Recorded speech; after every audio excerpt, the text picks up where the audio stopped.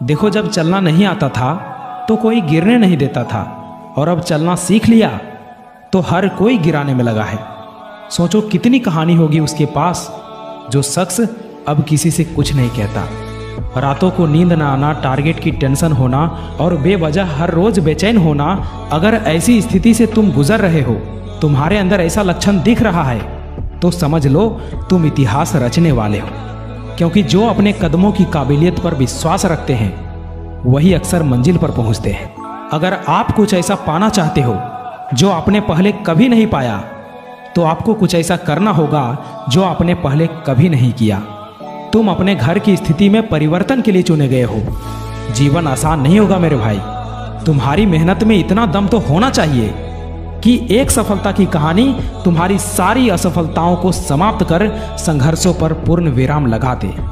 देर से बनो, लेकिन कुछ बनो जरूर, क्योंकि वक्त के साथ लोग खैरियत नहीं, हैसियत पूछते हैं। इसलिए जीवन में जो भी करो पूर्ण समर्पण के साथ करो। उदय किसी का भी अचानक नहीं हुआ मेरे भाई। सूर्य भी धीरे धीरे निकलता है और ऊपर उठता है।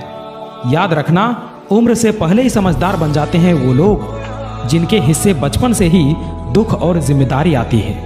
अरे अपने वही है जो संघर्षों के समय भी तुम्हारे साथ हो, क्योंकि सफलता के बाद तो पराये भी अपने हो जाते हैं। आज मेरी परिस्थिति देखकर तुम मेरे खिलाफ जितनी बातें बना सकते हो बना लो, पर याद रखना, जिस दिन ये समय मेरा साथी बन गया ना, तो तुम्हें खुद पर शर्म आएगी कि मैंने किस आदमी के बारे में क्या बोला था। आज मेरा संघर्ष चल रहा है और तुम्हारी मेरे खिलाफ बातें। जिस दिन ये मेरा संघर्ष सफलता का रूप लेगा, उस दिन तुम्हें समझ में आएगा कि मैंने किसके बारे में क्या बोला था। अगर कोई अकेला है तो इसका मतलब ये नहीं कि उसे कोई पसंद नहीं करता, बल्कि वो अकेला इसलिए है क्योंकि उसने दुनिया की औकात जान ली है। जब लोग पूछते हैं कि आप काम क्या करते हैं, तो वास्तव में वो हिसाब लगाते हैं कि आपको कितनी इज्जत देनी चाहिए। यही इस दुनिया की सोच है और इसे आपको मानना पड़ेगा। समय अपनी रफ्तार में है दोस्त, अगर तुम रुके तो बहुत पीछे रह जाओगे। इसलिए धीरे ही सही लेकिन चलते रहो। जिस मेहनत से आज तू भाग रहा है वही कल तुझे सफलता दिलाएगी। झोंक दे खुद को इस आग में, यही आग तुझे हीरा बनाएंगी।